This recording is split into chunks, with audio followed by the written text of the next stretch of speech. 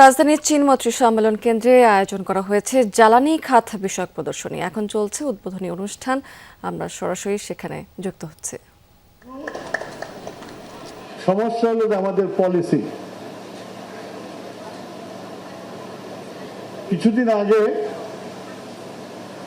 প্রধানমন্ত্রী আমাদের নেতৃত্বে একটা কমিটি করে দিয়েছে, যে কমিটি আপনাদেরকে কিভাবে পলিসি সাপোর্ট দিলে আমরা এটাকে খুব দ্রুত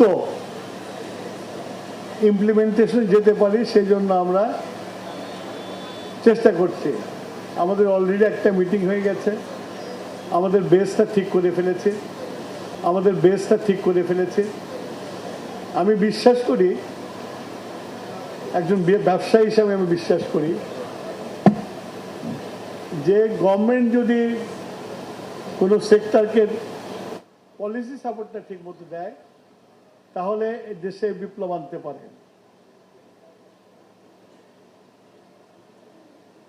গার্মেন্ট সেক্টরে 80-র দিকে প্রেসিডেন্ট জিয়া তাদেরকে পলিসি সাপোর্ট দিয়েছিল।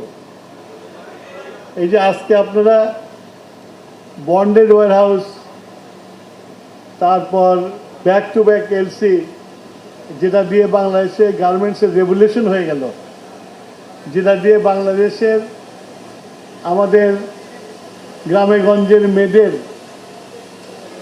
চাকরির সংস্থান হলো, সেটা হওয়ার মূল কারণটা ছিল হলো পলিসি সাপোর্ট।